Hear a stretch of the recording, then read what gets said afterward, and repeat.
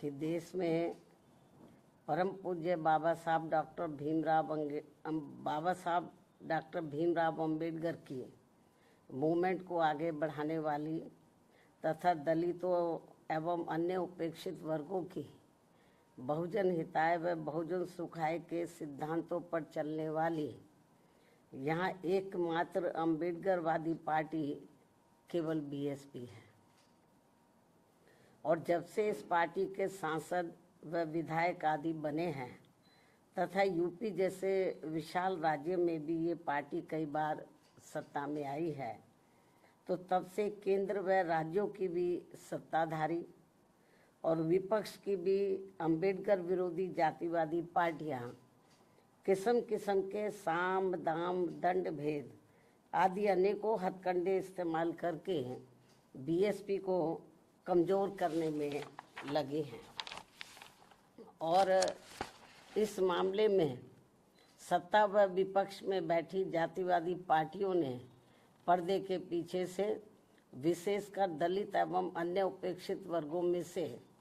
कुछ अवसरवादी व स्वार्थी किस्म के लोगों को मैनेज करके तथा उनके जरिए अभी तक जो भी अनेकों संगठन व पार्टियां आदि बनवाई हैं, तो उन्हें फिर ये पार्टियां अपने फायदे के हिसाब से सक्रिय करके व विशेषकर बीएसपी के मजबूत रहे राज्यों में और उसमें भी उत्तर प्रदेश में किस्म किस्म के हथकंडे इस्तेमाल करके यहाँ दलितों एवं अन्य उपेक्षित वर्गों के लोगों को गुमराह करके उनके वोटों को बांटने में लगी है ताकि बीएसपी आगे बढ़ने से रुक जाए। ऐसे में दलित एवं अन्य उपेक्षित वर्गों में से बने इस किस्म के पार्टी विरोधी संगठनों एवं पार्टियों से इन वर्गों के लोगों को जरूर सावधान रहना है, अर्थात इन्हें ऐसे सभी स्वार्थी एवं अवसरवादी पार्टियों व संगठनों से सदैव दूरी बनाकर रखना है, क्योंकि इस किस्म के संगठनों व पार्टियों से बाबा साहब डॉक्टर भीमराव अंबेडकर एवं बीएसपी के जन्मदाता व संस्थापक मान्यवर श्री कांशीराम जी की बहुजन हिताय व बहुजन सुखाय की मूवमेंट से कुछ भी लेना देना नहीं है,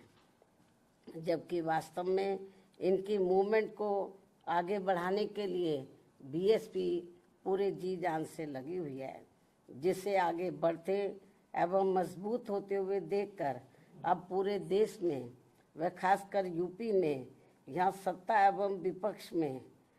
विपक्ष की सभी जातिवादी पार्टियां बहुत ज़्यादा दुखी व चिंतित भी हैं। और अब पिछले कुछ समय से जब से बीएसपी फिर से मजबूत होनी शुरू हुई है, तो तब से अब यह सभी विरोधी पार्टियां विशेषकर दलित वर्ग से जुड़े अवसरवादी व स्वार्थी किस्म के संगठनों व पार्टियों आदि को विभिन्न स्तर पर इस्तेमाल करके तथा उनके जरिए आए दिन किस्म किस्म के कार्यक्रम आदि करवा के यहाँ दलितों एवं अन्य उपेक्षित वर्गों के लोगों को गुमराह करने में लगी है तथा उनकी ताकत को भी बांटने व कमज़ोर करने में लगी हुई है, जिनके बहकावे में इन वर्गों के लोगों को बिल्कुल भी नहीं आना है। और इसके लिए अब ये अवसरवादी व स्वार्थी किस्म के बने संगठन एवं पार्टियां यहाँ जातिवादी पार्टियों के हाथों में खेलकर तथा एक सोची समझी रणनीति के तहत बीएसपी के भोले भाले लोगों को अपने इन संगठनों व पार्टियों आदि से जोड़ने के लिए अब अपने कार्यक्रमों में व बैठकों आदि में मान्यवर श्री कांशीराम जी का व मेरा खुद का भी नाम लेकर ये कहते घूम रहे हैं कि हम तो इनके मिशन को ही आगे बढ़ाने में लगे हैं और इसके लिए हम बहन जी का भी काफ़ी सम्मान करते हैं। साथ ही ये भी कहते हैं कि बाबा साहब डॉक्टर भीमराव अंबेडकर के जिस अधूरे पड़े कारवां को बीएसपी पूरा करने में लगी है, उसके साथ हम भी खड़े हैं। इस किस्म की वो बातें करते हैं लोगों को गुमराह करने के लिए। इस प्रकार से ये सब लिपड़ी चिपड़ी बातें कहकर अब ये अवसरवादी एवं स्वार्थी किस्म के संगठन एवं पार्टियां बीएसपी के लोगों को गुमराह करने में लगी है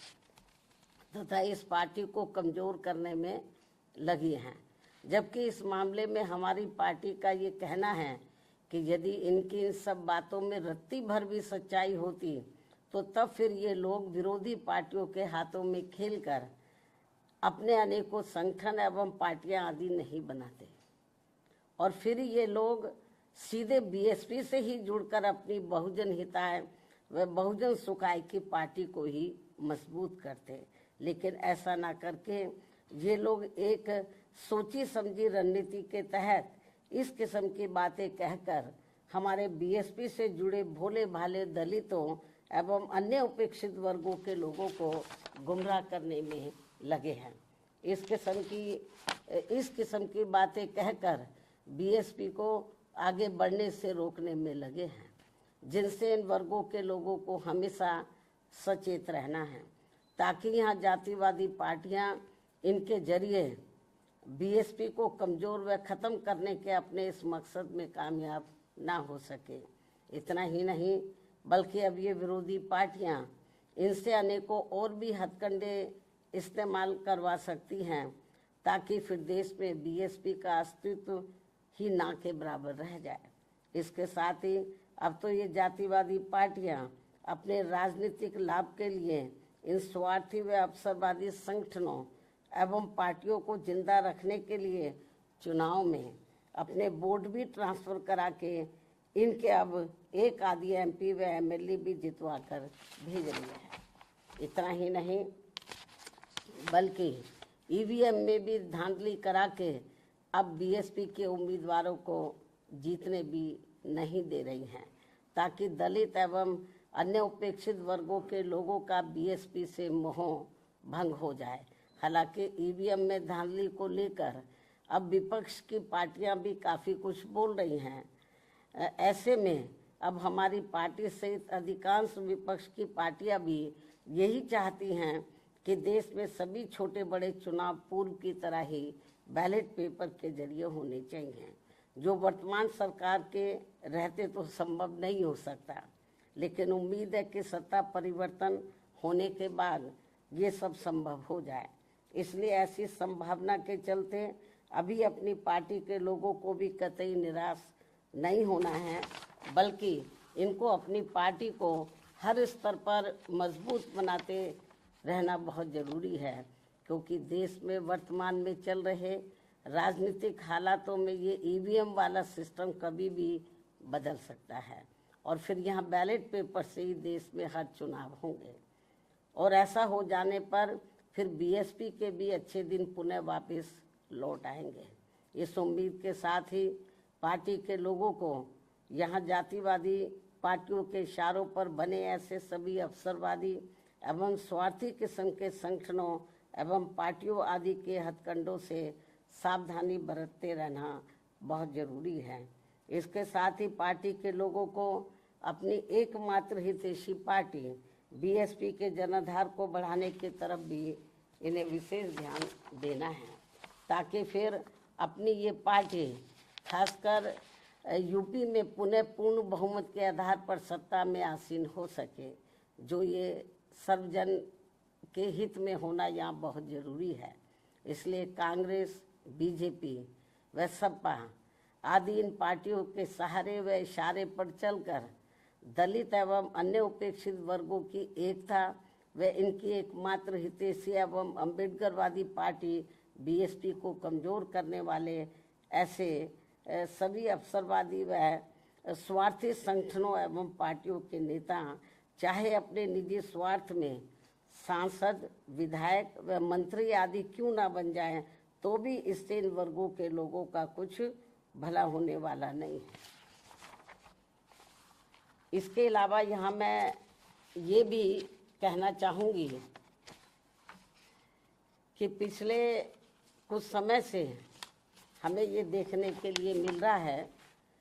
कि देश की राजनीति में एक दूसरे के विरुद्ध द्वेष, विद्वेष, संकीर्णता व मुकदमेबाजी आदि की नकारात्मकता इस हद तक बढ़ गई है कि आए दिन नेताओं के बीच किसी न किसी विषय को लेकर होने वाली असभ्य एवं अभद्र आचरण से जनता काफ़ी हैरान व दुखी भी है कि अतः वर्तमान में चल रहे ऐसे हालातों में इन लोगों से सही जन व देश हित भला फिर कैसे संभव हो सकता है, जबकि वास्तव में देश में ऐसा फैला विषैला माहौल सीधे तौर पर यहाँ के विकास व आत्मनिर्भरता के प्रयास को बाधित कर रहा है तथा देश के धना सेठों की संपत्ति अब ज़्यादातर विदेशी निवेश में जाने लगी है, जिससे यहाँ की अपार गरीबी, बेरोजगारी, अशिक्षा व पिछड़ापन आदि की ज्वलंत समस्याएं और भी ज़्यादा गंभीर होती जा रही हैं। और इस बीच भारतीय अर्थव्यवस्था में अस्थिरता की मिल रही खबरें भी अति चिंतनीय हैं। देश के जीडीपी ग्रोथ में गरीब बहुजनों की उचित भागीदारी न होना अर्थात देश के विकास में सर्व समाज का हित निहित नहीं होना, ये वास्तविक कारण है जो सबके विकास को अपेक्षित संतोष नहीं दे पा रहा है। इसलिए सबका विकास होना जरूरी है। साथ ही देश के गरीबी एवं बेरोजगारी मुक्त बहुअपेक्षित विकास यानी कि सुखी संपन्न लोगों के विकसित भारत के निर्माण में केंद्र की बहुजन हितैषी नीतियों के साथ साथ राज्यों के गुड गवर्नेंस की भी भरपूर भूमिका न होना ये भी सोचने की बात है, जबकि यूपी जैसे बड़े राज्यों को भी सबके विकास का दायित्व निभाना अत्यंत आवश्यक है। इतना ही नहीं बल्कि वर्षों से अपने देश की सीमाएं भी पूरे तौर से सुरक्षित नहीं होने के कारण यहाँ समय समय पर आतंकवादी वारदातें भी आए दिन घटित होती रहती हैं। अभी हाल ही में पहलगाम की हुई ताज़ा घटना इस बात का खास उदाहरण है, जो अति दुखद व चिंतनीय भी है, जिस पर इस समय देश में काफ़ी राजनीति भी की जा रही है। ये भी बड़े दुर्भाग्य की बात है जो नहीं होनी चाहिए। वहीं दूसरी तरफ अब देश में कोरोना का भी तेजी से प्रकोप बढ़ रहा है,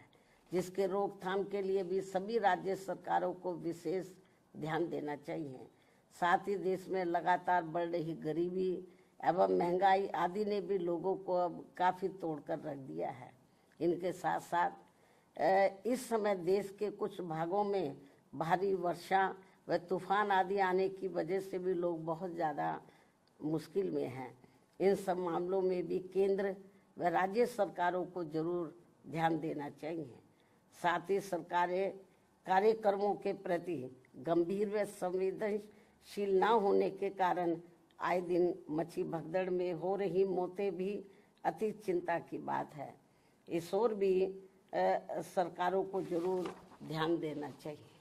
अब मैं अपनी बात यहीं समाप्त करती हूँ। धन्यवाद। जय भीम व जय भारत।